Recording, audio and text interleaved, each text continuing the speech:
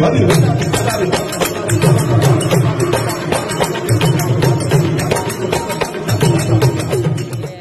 ભગવાન રુક્ષ્મણીજી રિસાઈને ડુંગર ઉપર ગયા હતા કે એના હાથમાં એક બાજરાના રોટનો પીંડો છે.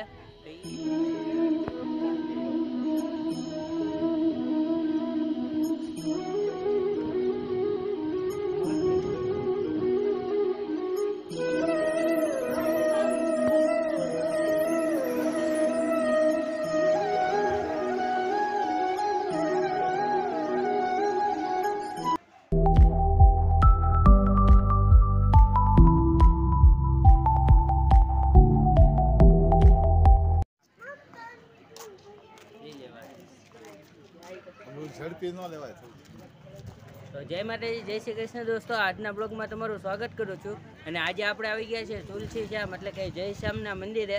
તો હાલો આપણે અંદર જવાનું છે. અહીંયા વિડીયો બનાવવાની મનાય છે, તોય છતાં આપણે વિડીયો બનાવીએ છીએ. તો વિડીયોના એન્ડ સુધી રહેજો. થોડીક પરમિશન લીધી એટલે વિડીયો બનાવવાની પરવાનગી આપેલી છે. તો વિડીયોના એન્ડ સુધી રહેજો. હાલો આપણે જઈએ મંદિરે.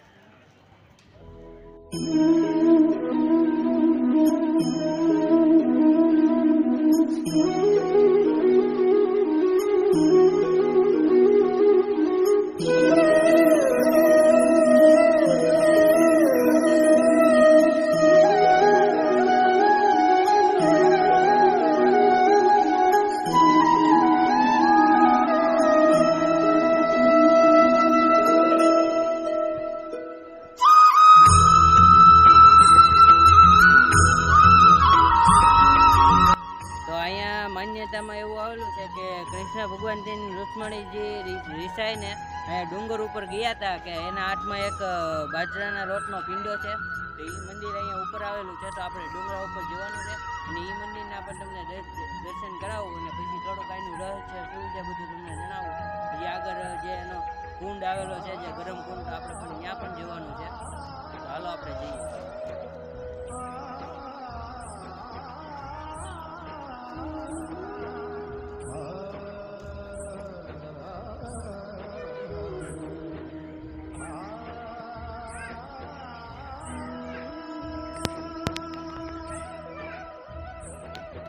આપણે ફાઇનલી રુક્ષ્મણીજીના મંદિર આવી ગયા છે ડુંગરો ચડીને.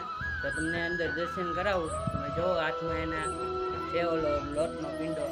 તો તમે જોવો અંદર વિડીયો.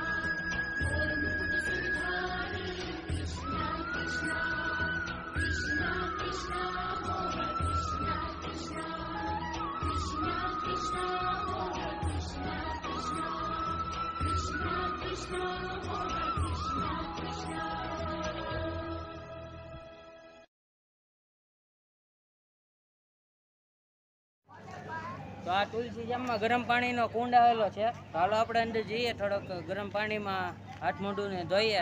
તો તમને ગરમ પાણીનો કુંડ આખો દેખાડું, તમે જોવો. હાલો આપણે જઈએ.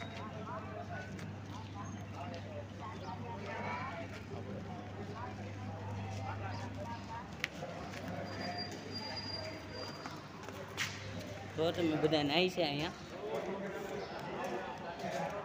એક માથોડું જેટલું ઊંડું છે અહીંયા.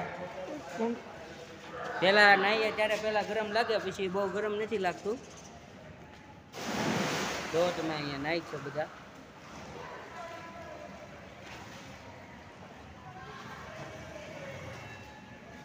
ખૂબ જ સરસ અહીંયા છે. અહીંયા નાવાનું ગરમ કુંડમાં. હાલો તમને હું અહીંયા હાથ મોઢું ને એવું ધોઈ અને પછી પાછા મળીએ.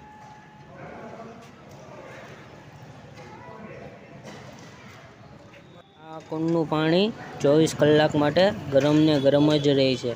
અને આ કુંડમાં પાણી ખાલી પણ નથી થતું, એટલું ને એટલું ભરાયેલું જ રહે છે. અને આ કુંડમાં બધા નાય છે, ગરમ પાણી હોય છે, આપણે નાહી શકીએ. આ કુંડમાં નાહ્યા બાદ બધાના શરીરમાં સ્ફૂર્તિ આવી જાય છે. કોઈ પણ બીમારી હોય, હાથ પગમાં કોઈ જાતનું કંઈ પણ થયું હોય તો એ સારું થઈ જાય છે એવું માન્યતા છે. આપણે પણ અહીંયા ગયા હતા. અને તમને વિડીયો સારો લાગ્યો હોય તો લાઈક અને ચેનલને સબસ્ક્રાઈબ કરી દેજો. જય શ્રી કૃષ્ણની કોમેન્ટ કરવાનું ભૂલતા નહીં. એક કોમેન્ટ કરજો.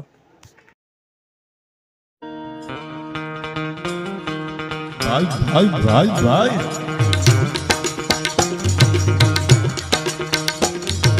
થોડી પાંદરા વાળા